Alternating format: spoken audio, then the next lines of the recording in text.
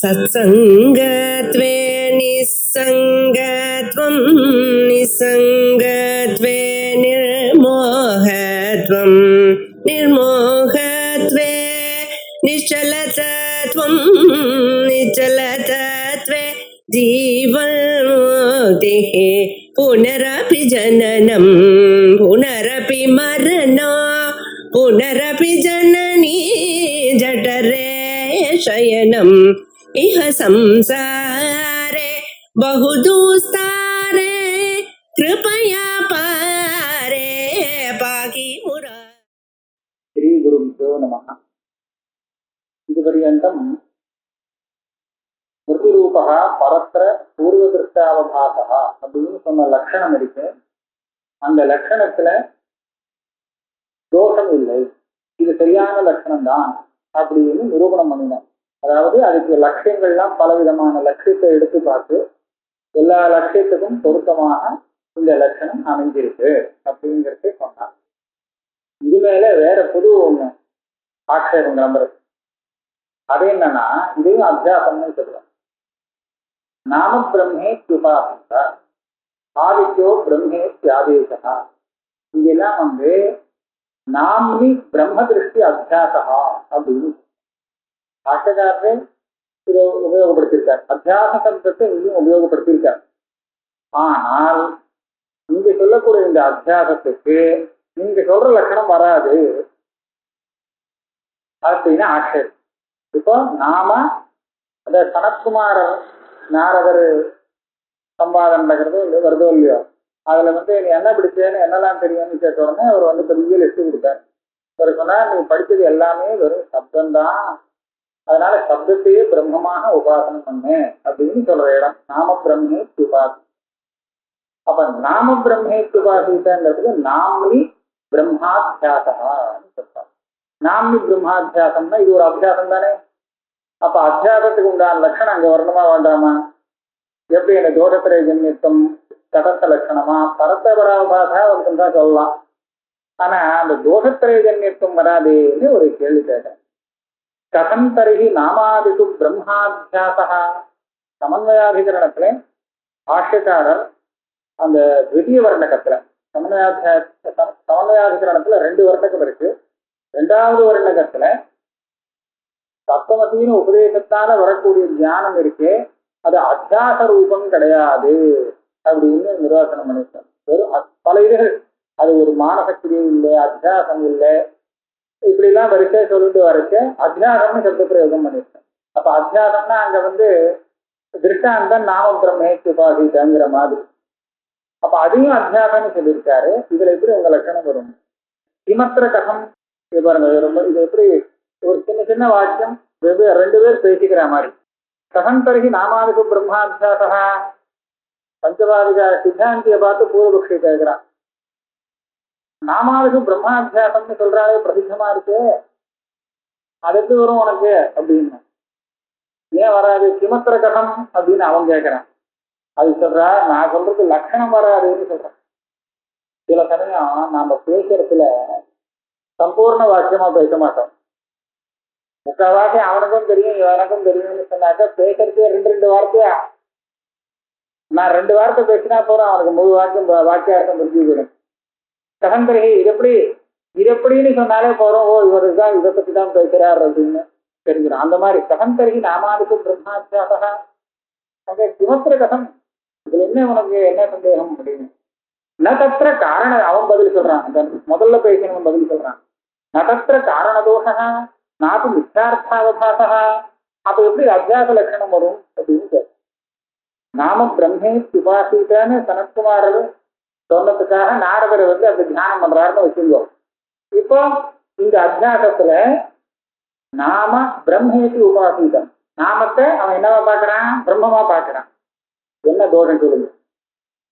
ஸ்மிருதிரூப சப்தத்தால தோஷ சம்ஸ்கார சம்பிரயோக ஏக திருதேஜன்யம், இது 3 நாள வந்ததாக இருக்கணும்னு சொல்றது. என்ன தோஷம்? என்ன தோஷத்தால வந்தது?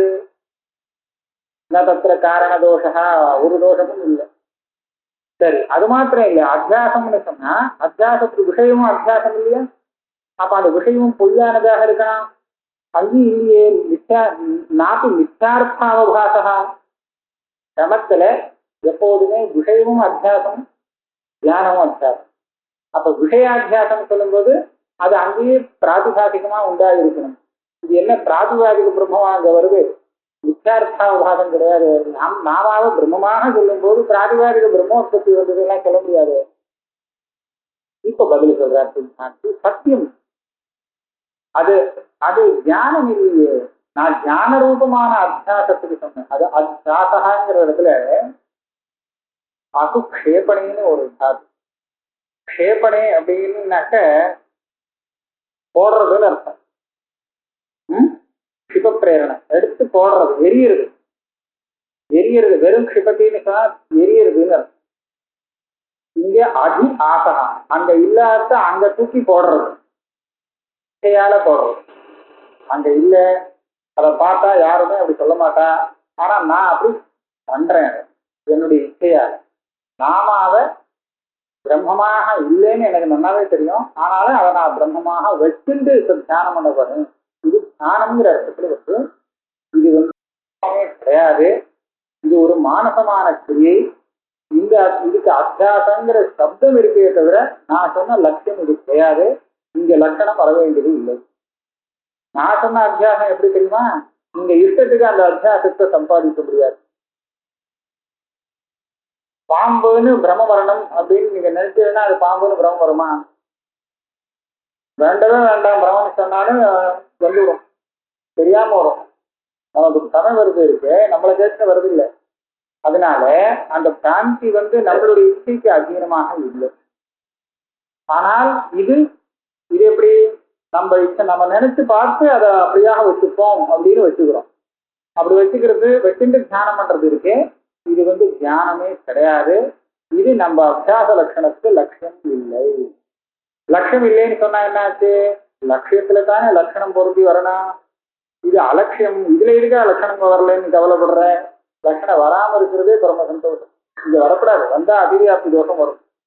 அலட்சியத்துல லட்சணம் வந்தது. ஆக இந்த அத்தியாசம் லட்சியம் இல்லை. நீ ஏதோ நானும் கதந்தா நாமாதிக்கு பிரம்மாத்தியாசா பிரம்மாத்தியாச சப்தத்தை கேட்டு நீ ஏமாந்து போயிட்ட. இது அத்தியாசம் இல்லை. நான் சொல்ற அத்தியாசம் இது கிடையாது. அதைவ சோதனாவசாத் இச்சாதா அனுஷ்டேயத்வாத் மானசி கிரியா ஏஷா மானசி கிரியா. இந்த பிரம்மாத்தியாசான்னு சொன்னோமே, இது வந்து மானசமான ஒரு காரியம், கிரியை, வேலை, மனசு செய்யக்கூடிய கிரியையே தவிர இது மனசுல வரக்கூடிய தியானம் கிடையாது. இது அத்தியாசமே இல்லை. எப்படி அப்படி அவ்வளவு தீர்மானமா சொல்றேன்? சோதனாவசாத் அனுஷ்டேயத்வா. சோதனானா விதி. நாம பிரம்மேத்து உபாசித்த விரிவாக்கியம் இருக்கு. இந்த விதியை அனுசரித்து நாம இஷ்டப்பட்டு அதை செய்யக்கூடியதாக இருக்கிறதுனாலே இந்த அத்தியாசமானது தியானம் இல்லை, அனுஷ்டேயமான ஒரு கிரியை. 3 விதமான சாரீர கிரியை, வாச்சிகமான கிரியை, மானச கிரியைன்னு சொல்றது. அந்த மானச கிரியையில ஏற்று. அதனால இதுல வந்து லட்சணம் காரண தோஷங்கள்லாம் நமக்கு தேவைப்படாது. அதே மாதிரி தியானஸ்தி துஷ்ட காரண ஜன்யஸ்ய விஷயோ மித்யா அர்த்தா. துஷ்ட காரணத்திலேருந்து வரக்கூடிய தியானம் தான் எனக்கு அத்தியாசம். அந்த அத்தியாசத்துக்கு விஷயம்தான் மித்யா. அதனால இந்த அத்தியாசத்தை நான் மித்யா தியானம் அப்படின்னு சொல்லுவேன். அப்படிதான் சொன்னேன். இது தியானமே இல்லையே, அதனால இதுக்கு விஷயமும் மித்யா கிடையாது. இந்த இடத்துல பிராதுகாரிக பிரம்மோற்பத்தி எல்லாம் சொல்லப்படாது. தியானத்துக்கு துஷ்டகாரண விஷயமும் மித்யா. ஆனா தியானம் வந்ததுன்னு வச்சுங்களோம், இவனே தெரியாம இதுதான் பிரம்மம் அப்படின்னு ஏமாந்து போயிட்டான்னு வச்சுங்களேன், எதையோ பார்த்து அப்படின்னா அங்க மித்யா பிரம்மம் வந்துடும். ஏன்னா தெரியாத்தனமா வந்தது. யாரோ சொல்லி ஏமாத்திருக்கா, ஏதோ ஒரு பொம்மையை பார்த்து இதுதான் பிரம்மம் அப்படின்னு சொல்லி கொடுத்தான். அவனும் நம்பிடுவான். அந்தகோலாங்கூல நியாயம்னு சொல்றான். அந்தகோலாங்கூல நியாயம் பாஷ்யக்காரரே எடுத்திருக்காரு. அதாவது வேதம் அந்த மாதிரி சொல்லி கொடுத்தாரு. யாரோ ஒருத்தனை வந்து எங்கோ காட்டுல கொண்டு விட்டுருக்கான், போக வழி தெரியாம கொண்டாடிட்டு இருக்கான், கண் தெரியாதவன் வந்து கேட்டான். இந்த மாதிரி நான் இந்த மாதிரி இந்த ஊர் இருக்கு, இதான் இந்த ஊரு இங்க போனா எப்படி போறது, யாராவது கொண்டு போய் விடுவாளா, அப்பனா எனக்கு அவகாசம் கிடையாது, ஆனா ஏற்பாடு பண்ணி கொடுப்பேன்னு சொல்லி அங்க ஒரு காளை, அது பாட்டுல சேர்க்கையா தெரிஞ்சுட்டு இருக்கக்கூடிய காளை, அதனுடைய வாழை பிடிச்சு விட்டுருக்கான். இதை பிடிச்சுப்பா, இது உங்க ஆட்டை கொண்டு போய் விட்டுருவான். அவன் பெரிய ஸ்ரத்தால சொன்னா கரெக்டா ஆப்டன்னு சொல்லியிருக்கான். ஆனா அது எங்க போகும், அது எங்கெங்கெல்லாமோ அழைச்சிட்டு போறது, இழுத்துட்டு போறது. ஆனா கஷ்டப்படுறானே தவிர விடமாட்டேங்கிறானா. அந்த கோவில் ஏமாந்து போயிட்டான். அவன் சொன்னது இந்த காலை வந்து வீட்டுக்கு கொண்டு போய் விடும். அந்த மாதிரி தியானம் இருக்கு. இதுதான் பிரம்மம் அப்படின்னு எவனோ ஏமாத்தி விட்டான்னா நாம புரிஞ்சுக்கிறோமே, நமக்கு வந்தது பிரமை. அதுதான் தியானம். தியானம் அது நம்ம இச்சையால வந்தது கிடையாது. அந்த பிரமைக்கு விஷயமானது அதுவும் மிச்சார்த்தம் தான். இவன் பார்த்தது பொய் பிரம்மம் அப்படின்னு அங்க சொல்லலாம். ஆனால் நாம பிரம்மேதி உபாசித்தன்னு சொல்லி சப்தத்தை பிரம்மமாக உபாசனம் பண்றானே, இவன் உபாசிக்கிறது பொய் பிரம்மம் இல்லை. இந்த தியானத்துக்கு விஷயம் நெஜ பிரம்மம். நேரம் எதிரம் உபாசத்தை. அது என்னன்னு கேட்டா, எதை உபாசிக்கிறாளோ அதை நீ பிரம்மம்னு நினைச்சுக்காதே. அது வந்து ஆத்மா பிரம்மம்னு சொல்லி கொடுக்கறதுக்காக வரும்.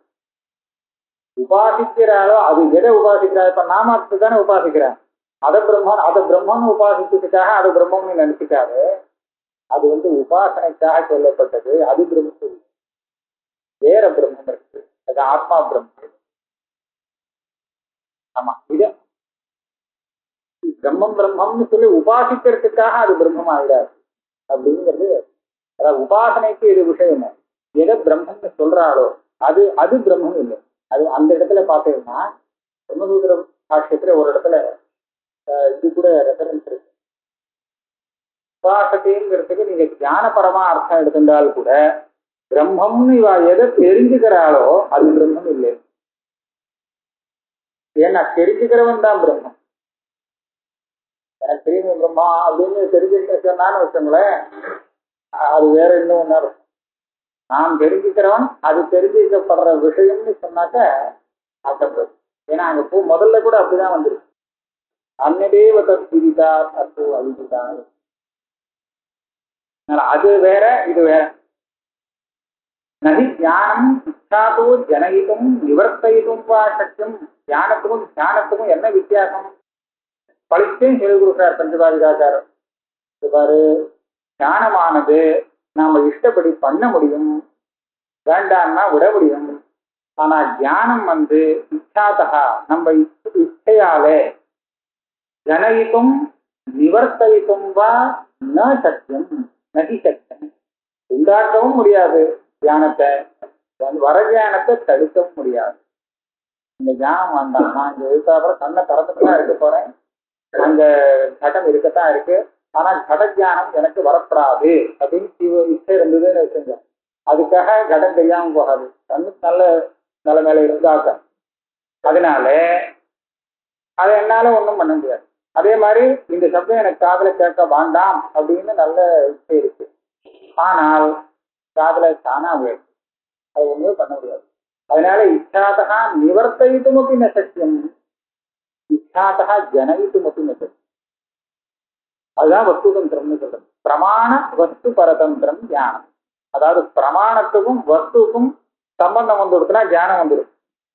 அதனால அந்த பிரமாணம் வஸ்து ரெண்டுல ஒண்ணு குறைஞ்சாலும் அது வராது. நம்ம இச்சை அந்த இதுல காரணம் இச்சை சேராது. இச்சை வருதுங்கிறது பிரமாணத்தை தேடிட்டு போறதுக்கு வேணும்னா இச்சை உபயோகப்படுமே தவிர, ஜிஞ்ஞாசைங்கிறது எதுக்கு வேணும்னு கேட்டா தெரிஞ்சுக்கிறதுக்கு என்ன பிரமாணமோ அந்த பிரமாணத்தை தேடி போறதுக்கு அது வேணும். ஆனா பிரமாணம் கிடைச்சுடுத்துன்னு சொன்னா தியானத்தை உண்டு பண்றதுக்கு நம்ம இச்சை வேண்டாம். காரணங்காயத்தத்வா ஆயத்தம், ஆயத்தம்ங்கிறதுக்கு அதீனம்னு அர்த்தம். காரணங்க ஆயத்தம், காரணத்துக்கு மாத்திரம்தான் அது அதீனம். காரணம்னா என்ன தெரியுமோ, பிரமாணம்னு அர்த்தம். அந்த ஞானம் இருக்கே, ஞான காரணமான பிரமாணம் இருக்கு, அந்த பிரமாணத்துக்கு மாத்திரம்தான் அது அதீனமே தவிர கட்டுப்படுமே தவிர நம்மளுடைய இச்சைக்கு கட்டுப்படாது. காரணம் காயத்தத்வா இச்சானுப்பிரவேச அனுபவத்தே. அது காரணாதீனம் தான்ங்கிறதுதான் பிரமாண வஸ்து பரதந்திரம் தியானம். இப்போ ஒரு பூர்வபக்ஷி கேட்கிறான், ஞானத்தை பத்தி என்ன சொன்னேன்? இச்சையால, அதாவது பிரமாணத்தினாலதான் அது உண்டாகணும். இச்சையால ஒரு ஞானத்தை உண்டு பண்ணவும் முடியாது, வரக்கூடிய ஞானத்தை தடுக்கவும் முடியாது. அப்படித்தானே சொன்னேன். நான் வேணா ஒரு இடம் காமிக்கிறேன். இவன் தீவிரமான இச்சையால ஒரு ஞானத்தை உண்டு பண்றான், ஒரு ஞானத்தை தடுத்து நிறுத்துறான், ரெண்டும் பண்றான். இடம் காமிக்கிறேன். இதுக்கு என்ன சொல்லுவேன்? நானும் மிருதிஜானம் ஆபோகேன ஜாயமானம், ஆபோகேன ஜன்யமானம் மனோ நிரோதேனக்கு நிருத்தமானம் திருஷ்யது. எப்படி சொன்னேன்? மிருதிஜானம், அதான் ரொம்ப நாள் பழைய காலத்து விஷயங்கள் சரியா ஞாபகத்துக்கு வரல, கொஞ்சம் லைட்டா ஞாபகத்துக்கு வருது. இப்ப என்ன பண்றான்? ஆபோகா, சீக்கிரமான ஒரு இச்சை பண்ணி மனத்தை அதுல ஈடுபடுத்துறான். ஈடுபடுத்தினா சிறுமா எல்லாம் ஞாபகத்துக்கு வந்துவிடுறதா இல்லையா? இது எப்படி வருது? இவனுடைய தீவிரமான ஒரு இச்சையால தானே. அதுதான் ஞாபகத்துக்கு வரல, போனா போடுது அப்படின்னு விட்டுட்டான்னு வச்சுங்க, ஒன்றும் ஞாபகத்துக்கு வராது. அதை ஞாபகப்படுத்திக்கணும் அப்படின்னு ஒரு தீவிரமான இச்சை வந்ததுனாலே மனசை ஏகாகிரப்படுத்தி பண்ணினா அது சம்ஸ்காரம் கலந்து வரிசை வந்துடுறது, அது வருது. அப்ப ஆபோகேன, ஆபோகனா இச்சான்னு மனசுல உள்ள தீவிரமான இச்சைக்கு ஆபோகம். அந்த ஆபோகத்தினால உண்டாகிறதே. அப்ப ஞானம் இச்சையால உண்டாக்க முடியாதுன்னு சொன்ன இது வருதே. ஆனா எந்த ஞானம்ங்கிறத நம்ம பார்க்கணும். இது ஸ்மரணம் வேற, பிரமாணத்தினால உண்டாகக்கூடிய ஞானம் இல்லை. இது ஸ்மரணங்கிறது பிரமாண ஞானம் இல்லை. பிரமாணத்தினால அனுபவம் ஏற்படும், அனுபவத்தினால வந்த சம்ஸ்காரம் ஒன்னே போரும் ஸ்மரணத்தை உண்டு பண்றது. ஸ்மிருதியை பிரமாணஜன்ய ஞானம்னு யாருமே சொல்ல மாட்டா, கிடையாது. அப்படி கிடையாது. ஞானம்னு பொதுவா எடுத்துட்டு இவன் கேள்வி கேட்கிறான். இந்த ஸ்மிருதி ஞானம் இச்சையால உண்டாக்க முடிகிறதே, அதே சமயத்துல நிறுத்தவும் முடியுமா? எப்படி? மனோ நிரோதேனத்தை நிருத்தமானம் இருக்குது. ஏதோ ஒரு விஷயம் மனசுக்கு திருப்பி ஞாபகம் வந்துட்டு இருக்கு. உடனே என்ன பண்ணிட்டான் தெரியுமோ? மனசை யோகாபியாசம் பண்ணி நிரோதம் பண்றேன்னுட்டான். அந்த பழைய ஞாபகம் கொடுத்து சுத்தமா போச்சு. பயங்கரமான சொப்பனம் ஏதோ ஞாபகத்துக்கு வருதுன்னு வச்சுக்கேன், கஷ்டமா இருக்கு. உடனே சுவாமிக்கு எழுத்தாப்படி உட்காந்து சுவாமி சாரத்துல உட்காந்து சொப்பனம் மறந்து போறது இல்லையா? அப்ப என்ன ஆச்சு? இந்த ஸ்மிருதிக்கு நிரோதம் கூட இவன் ஸ்வேட்சையா பண்ண முடிஞ்சிருக்கு. நீங்க சொன்னேன் இச்சையா தியானத்தை உண்டு பண்ணவும் முடியாது, வர தியானத்தை தடுக்க முடியாது அப்படின்னு சொன்னாலே அப்படின்னு சத்தியம் சித்தாந்தி சொல்ற. ந ஸ்மிருத்யுத்பத்தி நிரோதயோஹோ தயோர் வியாபாரா கிந்து காரண வியாபாரே தத் பிரதிபந்தேக சக்ஷுஷ இவ உன்மீலன நிலீலனி ந புனர் ஞானோத்பத்து வியாபாரா இச்சாயா. பதில் சொல்றார், நீ சொன்ன இடத்தையே நாம இன்னும் கொஞ்சம் கவனிச்சு பார்ப்போம். அந்த இடத்துல அந்த இச்சை என்ன, இச்சையால ஞானம் உண்டானதா இல்ல வேற ஏதாவது உண்டானதான்னு பார்ப்போம். என்ன பண்ணிது ஞானம், என்ன பண்ணிருக்குங்கிறத நம்ம பார்க்கணும். ஸ்மிருதியை உண்டாக்குவதிலோ ஸ்மிருதி உற்பத்தியிலேயோ ஸ்மிருதியை நிரோதம் பண்ணறதுலையோ நீ சொன்னி அந்த ஆபோகம் மனோநிரோதம் இது ரெண்டுக்கும் வேலை இல்லை. இத ரெண்டையும் பண்றதுக்கு அது வரல. சீக்கிரமா இச்சை வந்த உடனே நீங்க என்ன பண்ணினே? மனசை ஏகாகிரப்படுத்து இல்லையா? அப்ப மனசை ஏகாகிரப்படுத்துறதுக்கு உங்களுடைய இச்சை காரணமா இருந்ததே தவிர ஞானத்தை உண்டு பண்றதுக்கு இல்லை. உங்களுக்கு மனசுல ஏற்கனவே அந்த விஷய சம்ஸ்காரங்கள் இருந்துருக்கு, அந்த சம்ஸ்காரங்கள்லாம் கலைஞ்சு கிடக்கு. அப்படி இருக்கும்போது மனசு ஏகாகிரம் ஆகாத காரணத்தினாலே உத்புத்தமாகி ஞாபகம் ஏற்பட முடியாம இருந்தது. இப்ப நீங்க என்ன பண்ணினே? மனசனுடைய ஏகாகிரத்தையே உண்டு பண்ணினேன். மனசு வேற இடத்துக்கு போகாம இச்சையால என்ன பண்ணினேன்? ஒருமுகப்படுத்தினேன். ஒருமுகப்படுத்தின உடனே அந்த சம்ஸ்காரம் ஒரு இடத்துல சேர்ந்து கொடுத்து, ஒரு இடத்துல சேர்ந்துட்டு அந்த விஷயத்தை ஞாபகப்படுத்துறது, கிளம்புறது. ஆக அங்க மரணம் வந்ததுக்கு சம்ஸ்காரம் தான் காரணமே தவிர இவனுடைய இச்சை இல்லை. இதை நான் தீர்மானமா சொல்ல முடியும். ஏன்னு கேட்டா, ஒருத்தன் யானைய பார்த்ததே இல்லை அப்படின்னு எந்த ஜென்மத்திலையும் பார்த்தது இல்லை அப்படின்னு சம்ஸ்காரமே கிடையாது அப்படின்னு வச்சிருந்தோம். இவனுக்கு யானைய பார்க்கணும் அப்படின்னு ஒரு தீவிரமான இச்சை வந்ததுன்னு வச்சிருந்தோம். அதுக்காக யானை ஞாபகம் வருமோ? சம்ஸ்காரமே இல்லை, எங்கேருந்து வரும்? ஆக இச்சையால அவனால ஸ்மரணத்தை உண்டு பண்ண முடியாது. யாருக்கு அந்த யானையை ஞாபகம் வரத்துக்கு வேண்டிய சமஸ்காரம் இருக்கோ அவனுக்கு அந்த சமஸ்காரம் தூங்கிட்டு இருக்கு முழுக்குகளேங்கிற காரணத்தினாலே ஞாபகம் வராம போகும்போது அதை கலப்பி விடுறதுக்கு மனசனுடைய ஏகாகிரதை இருக்கு பார்த்தீங்களா, அதுவும் சமஸ்கார உத்போதன சாமகிரின்னு சொல்றோம். சமஸ்காரத்தை கிளப்பி விடக்கூடிய சாமகிரி. அதனாலதான் வேதாத்தியனங்கள்லாம் வரிசை அந்த அனுவாதங்கள்லாம் கரெக்டா சொல்லணும்னு சொன்னாக்க சில சமயம் நம்ம பழக்கத்துல ஓடிட்டே இருக்கும், நம்ம அறியாம ஓடிட்டு இருக்கும், அது வேற விஷயம் வேற. ஆனா ஞாபகத்தோட சொல்லணும் அப்படிங்கிற சமயத்துல நம்மளுடைய மனசு ஏகாக்கிரமா இருக்கும். மனசு கொஞ்சம் ரெண்டு செஞ்சலமா இருந்ததுன்னு வச்சுக்கோம், அப்ப என்ன ஆகும், அது தப்பி போயிடும். அப்ப அதனால என்ன தெரியுதுன்னா தப்பி போறதுன்னா என்ன ஞாபகம் வருது இல்லை, மாறுதலா ஞாபகம் வந்துருச்சுன்னா எங்கேயோ போயிடுறது, இதுதான். அப்ப ஏன் இந்த மாதிரி ஆச்சு அப்படின்னு கேட்டா மனசு ஏகாகிரமா இருந்து என்ன பண்ணோம்னா கிரமமா அந்த சம்ஸ்காரத்தை உத்போதம் பண்ணும். மனசனுடைய ஏகாகிரத்தை இருக்கு, இது அந்த சம்ஸ்காரத்தை உத்போதம் பண்றதுக்கு ஒரு காரணம். அது இல்லாத போச்சுன்னா எங்கெங்கயோ சம்ஸ்கார உத்போதம் ஆகி என்னவோ வந்து விடுது வெளியில ஞாபகம் வருதுன்னு ஆயிடும். அதனாலதான் நம்மளுடைய இச்சையானது மனசை நிரோதம் பண்றதுக்கு தான் அங்க உபயோகப்பட்டதே தவிர திருப்தியை உண்டு பண்றதுக்கு உபயோகப்படுத்தவே.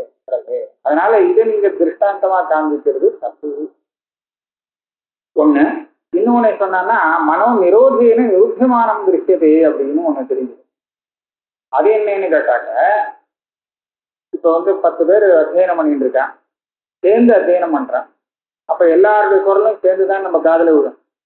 ஆனா அந்த அவனுக்கு ஒருத்தனுக்கு என்ன ஆச்சுன்னா தன்னுடைய பையன் சொல்ற குரலை அவனுக்கு கேட்கணும்னு ஆசை. அவனை தனியா சொல்லி கேட்கணும்னு இல்லை, இத்தனை பேர்ல நம்ம பையன் சொல்றான்னு காதல கேட்கறதோ அப்படின்னு ஒரு ஆசை அவனுக்கு, காதல கேட்டுக்கணுமேனு. அப்ப என்ன பண்றான், கவனிக்கிறான். அப்ப என்னமோ ஒரு மனோ நிரோதம் பண்ண அவனுக்கு தீவிரமான இச்சை, இவனுடைய இது குரல் காதல விழணும், உடனே காதல விழணும். இவன் தீவிரமா அந்த மனசை ஏகாகிரப்படுத்தி படிக்கிற உடனே என்ன ஆச்சு, மற்றதை விட்டுட்டு இந்த பையனுடைய குரலை மாத்திரம் அவனால பிரித்து கேட்க முடியுது. அப்ப இதுல என்ன ஆச்சுன்னா மற்றது எப்படி நிறுந்தது? அப்ப மனசனுடைய இவனுடைய இச்சையால தானே என்ன போயிருக்கு. அப்ப ஒரு இச்சையால வரக்கூடிய இன்னொரு ஞானத்தை தடுக்கவும் முடியும், ஒரு ஞானத்தை உண்டாக்கவும் முடியும்னு ஒரு திருஷ்டாந்தம் அவன் கொடுத்தான். அதுக்கு இவர் சொல்றார், அங்க பிரதிபந்தம் பண்ணத்துல தான் வியாபாரமே தவிர ஞானத்தை தடுத்து நிறுத்துறதுக்கு உன்னுடைய இச்சையால முடியலைங்கிற. கிந்து காரண வியாபாரே தத் பிரதிபந்தேக வியாபாரஹான்னு செய்யலாம். பிரதிபந்தேக்கு அப்புறம் தயோர் வியாபாரஹா ஆபோக மனோ நிரோதையோ. இது ரெண்டுக்கும் என்ன இதுலன்னா மனசை இன்னொரு இடத்துல போக விடாம இதையே கவனிக்க ஆரம்பிச்சோம்னா மற்ற விஷயங்கள் தெரியறது தானா நின்று போறது. அது எப்படி நின்று போறதுன்னு சொன்னா இவன் ஏதோ ஸ்வேட்சையா நிறுத்தி வச்சான்னு இல்லை, இந்த மனசு அதோட சம்பந்தப்பட்டிருந்தா தானே அது தெரியும். அந்த சம்பந்தப்படாம அந்த பிரமாண சாமகிரியே வராம தடுக்கிறதுலதான் இவனுடைய வியாபாரம் இருக்கு, இவனுடைய இச்சை பண்றது. காது இப்ப பாருங்க, காதை திறந்து வச்சா தானா கேட்கிறோம், அதுக்காக காதை உள்ளம் பொத்துண்டான்னு வச்சிருந்தோம்.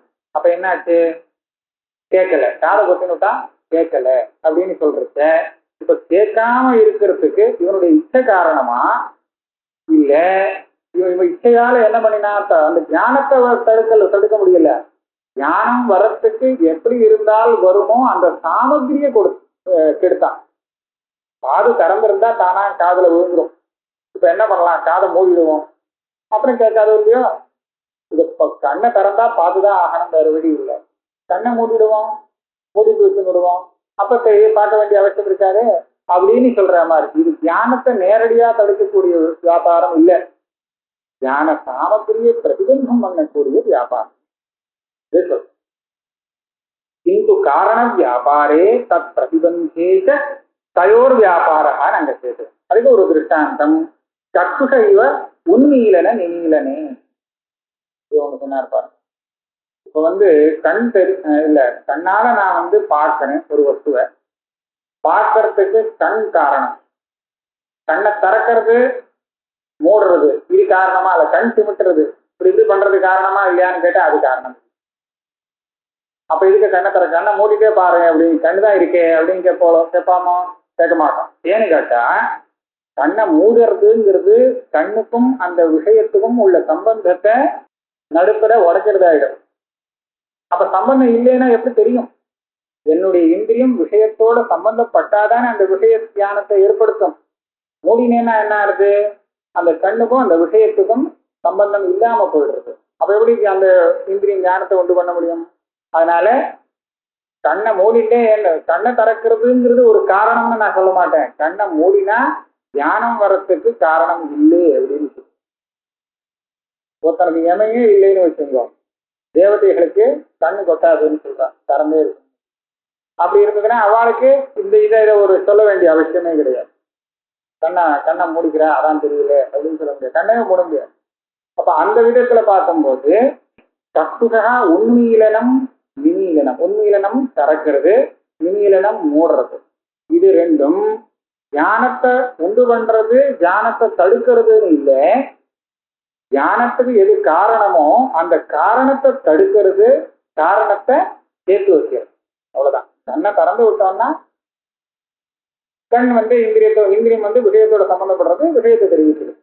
மூடி வச்சா அது நின்று போயிடுத்து, அந்த தியானம் வருது, அவ்வளவுதான். ந புனக தியானோத்பத்தோ வியாபாரா இச்சாயா, தியானத்தை உண்டு பண்றதுல இச்சைக்கு எந்த ஒரு சாமர்த்தியம் கிடையாது. தஸ்மாத் பிரம்ம திருஷ்டி கேவல அத்தியசியதே சோதனாவசாத் பலாயைவ.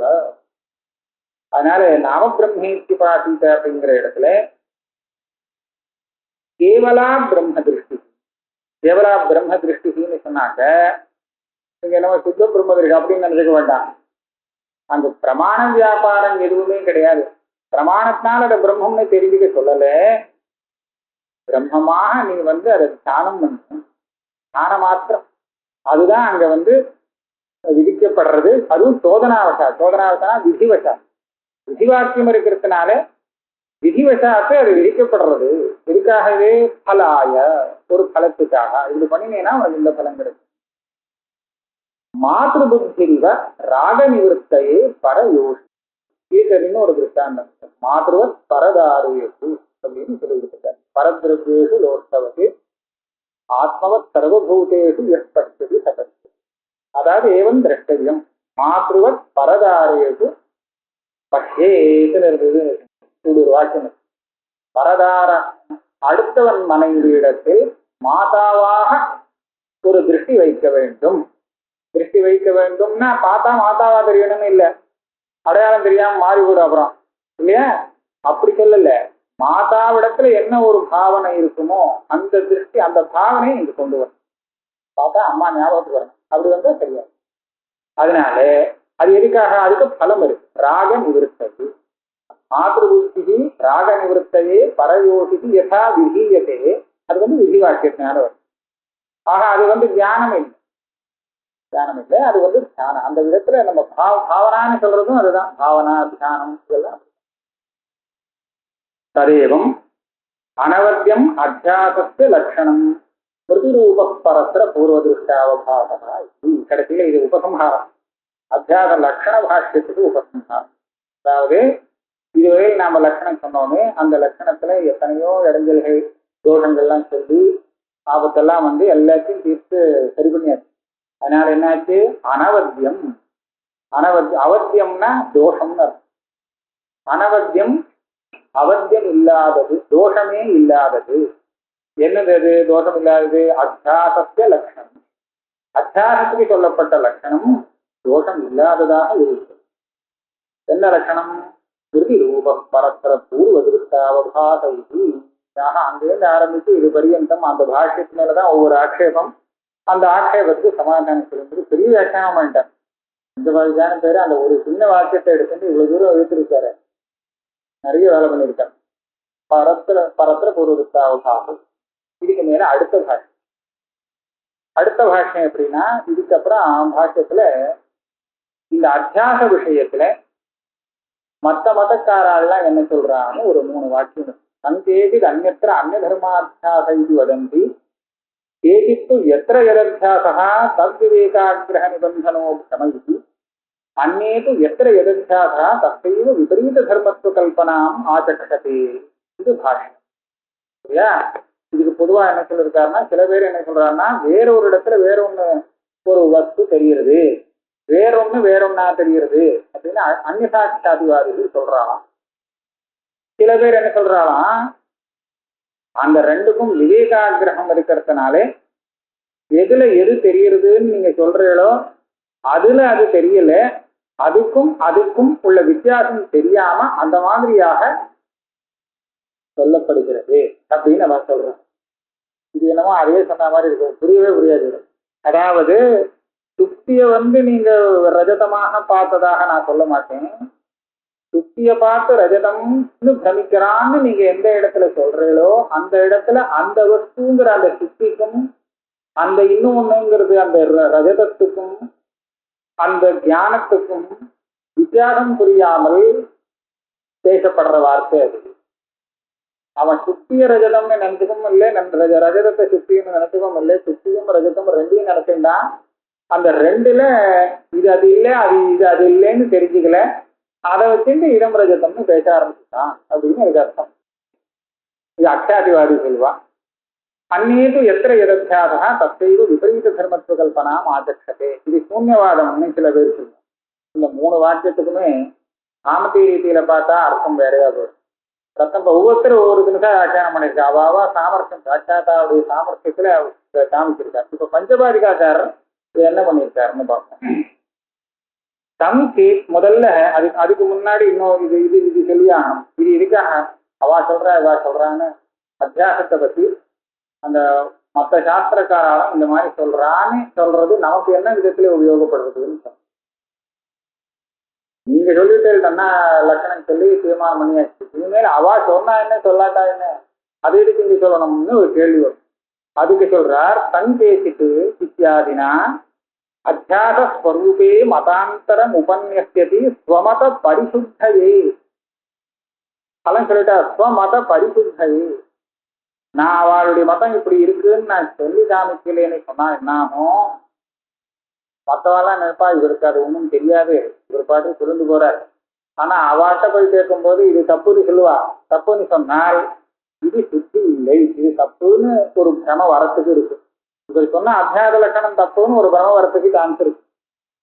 இப்ப இவர் என்ன பண்றார், மத்த மதமும் காண்பித்து சர்வசாபிதும் அந்நிய அந்நிய தர்மாவபாசத்தான் அபியசிக்கிறது அப்படிங்கிற இடத்துல நான் சொல்ற லட்சணம் எல்லா மதத்திலையும் ஒத்துண்டே ஆக வேண்டும் அப்படின்னு சொல்லி முடிக்கிறார்.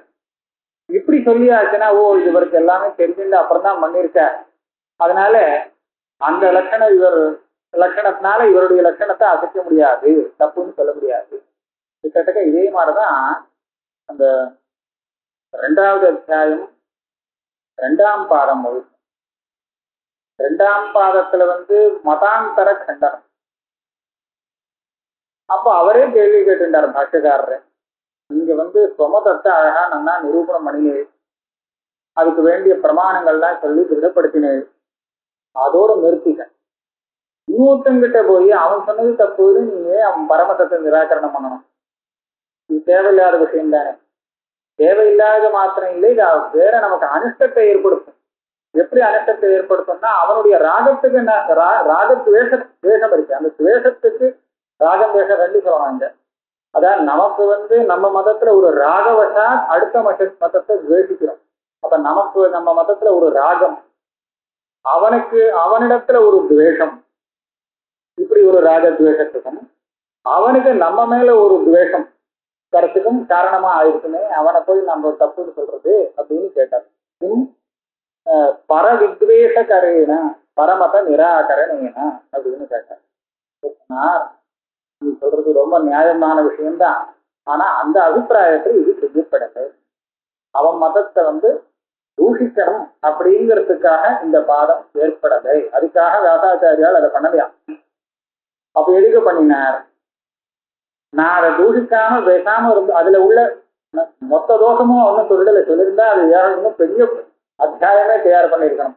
எல்லா மதத்தையும் தூஷிக்கணும்னு சொன்னா ஒரு பாதத்தோட விட்டாரோ இல்லையோ, ஆளுக்கு ஒவ்வொரு அதிகரணம்னு சொல்லி அதை பார்த்து சந்தோஷப்படணும். அது என்னன்னு சொன்னா, அந்த மதத்துல ஒரு தோஷத்தை காண்பிக்கிறது எதுக்காகனா, சில பேர் இதுவும் சரிதான் அதுவும் சரிதான் அப்படின்னு சொல்ல ஆரம்பிச்சுட்டாங்க. அப்ப என்ன ஆகும், மோட்சத்துக்கு 2 மார்க்கம் ஆயிடும். 2 மார்க்கம் இல்ல, பல மார்க்கம். அதாவது மோட்சத்தை அடையறதுக்கு எல்லாருமே சொன்ன வழி, பல வழிகள் இருக்கு. அதுல அத்வைதம் ஒரு வழி, இது ஒரு வழி, அதுவும் ஒரு வழிதான் அப்படின்னு சொல்லலாம், சொன்னதாக ஆயிடும். அப்படி சொல்லிட்டா என்ன ஆகும், நிஜமான முமுட்சுகள் கூட சரி இதுலதான் பல பேர் போயிட்டு இருக்காளே, நாம அந்த வழியில போய் மோட்சத்தை அடைவோமே அப்படின்னு சொல்லி அந்த மோட்டத்துக்கு போய், நான் சொன்னேன் பாருங்க அந்தகோலாங்கோல நியாயம், அந்த அந்தகோலாங்கோல நியாயத்துல அதையே பிடிச்சிட்டு இருந்து விடாம கடைசியில ஏமாந்து போயிடுவார். அப்ப அவ ஏமாந்து போயிடக்கூடாதுங்கிறதுக்காகத்தான் அதுல தோஷம் இருக்குப்பா, இதுதான் சரியானது அப்படின்னு சொல்லி கொடுக்கறதுக்காக இந்த இது. அதே மாதிரிதான் இப்போ பரமதத்தை உபன்யாசம் பண்ணிட்டு என்னத்துக்காகனா, ஸ்வமத பரிசுத்தைனா நிர்ணயான தீர்மானம், இதுதான் சரி அப்படின்னு தீர்மானம் பண்றதுக்காக. அவாமதான் எப்படி வேணாலும் இருக்கட்டும், நம்ம கவலை இல்லை. ஆனால் அதை சொன்னது இதை தீர்மானம் பண்ணிக்கிறதுக்காக. ஸ்வமத பரிசுத்தை கதம் முதல் வாக்கியத்தை அர்த்தம் பண்ற, அந்நியத்திர சுக்திகாவை அந்நிய தர்மஸ்ய அர்த்தாந்தரஸ்ய ரஜதாதே. இந்த கமா ரஜதாதேக்கு அப்புறம் இருக்கணும். அதாவது தியானாகாரஸ்ய பகிஷ்டத்தைவா அத்தியாசா இது வதன். இதுல 2 வாதத்தை சங்கிரகிக்கிறார். நையாயிகனுடைய வாதம், பௌத்தால விஞ்ஞானவாதியுடைய வாதம். இந்த 2 வாதத்தை இங்க சங்கரம் பண்றார். அவன் என்ன சொல்றான், நையாயிகன் சுத்திய பார்த்தா, சுத்தியில தான் எனக்கு சுத்தி தான் எழுத்தாவல் இருக்கு, ஆனா அங்க இவங்களுக்கு ஏதோ ஒரு தோஷம் வச்சாத்து அதை சுத்தின்னு தெரியாம மறைஞ்சது, சுத்தின்னு தெரியல உனக்கு. ரஜதம்னு தோஷத்தால தெரிஞ்சதுன்னு நான் சொல்ல மாட்டேன், சுத்தின்னு தெரியல இப்போதைக்கு. அப்போ ஒரு சம்ஸ்காரம் ஏற்கனவே பார்த்த ரஜதம், ஏற்கனவே எங்க அவன் ரஜதத்தை பார்த்திருக்கான், வேற எங்கேயோ பார்த்திருக்கான். அந்த ரஜத சம்ஸ்காரம்